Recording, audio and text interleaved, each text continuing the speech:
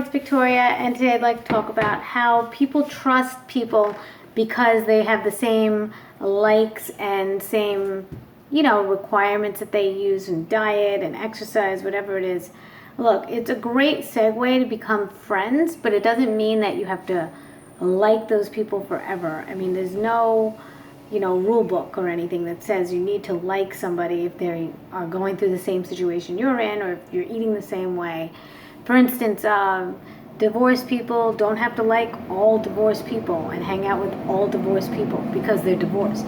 If you're eating a vegan diet, doesn't mean that you have to hang out with only vegans. I mean, you're missing out if you're not hanging out with people that are not only vegan, because let me tell you, I wasn't a vegan when I met my husband, and we wouldn't have been married had he only gone for that.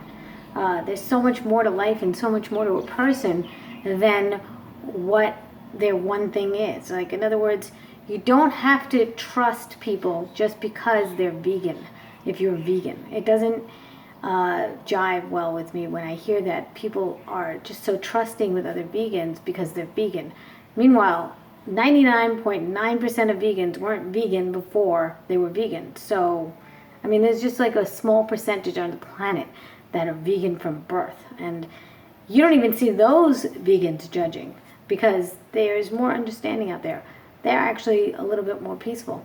But I gotta say that when people tend to flock towards people that they really enjoy being with because they have the same likes and wants and needs or whatever, it's cool and everything, but it shouldn't be the reason for your friendship. Like, in other words, I have a friend who we became really good friends through running, and she doesn't really run anymore. So what gives? Should I not be friends with her anymore? She's a great girl.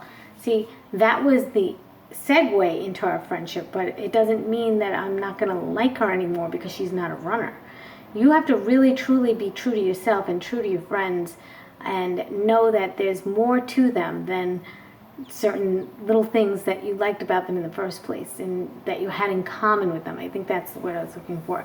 The things you have in common with someone, they're great, but it's not the end all and be all, because it's not going to hold everything together.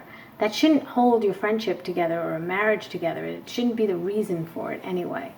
Like I said, there's a lot of people you could be missing out on just because you think that they're not your type.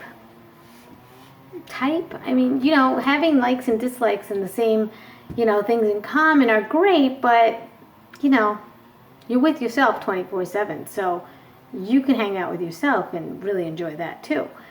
But the things that you're missing out on other people, because you have this closed policy, this closed door policy where you're not going to be friends or date anybody who's not vegan, and that's the way it is if you're vegan. So many things are missed because of it. And, you also don't give people the opportunity to grow and maybe see your side if you just hang out with people like that you have in common with. I mean, if you have something in common with people all the time, it kind of doesn't leave any room to grow. It doesn't really make you, diverse. So diversity is very nice, and to close people out just because they're not doing the same things you are is absurd. And to just hang out with people because they have things in common with you is also absurd. Like I said, just because somebody's doing the same thing you are doesn't mean that you could trust them. There are people that are good and there are people that are bad, and they happen to be vegan and some of them aren't vegan. And, just try to use your common sense. Don't just fall under these categories of people.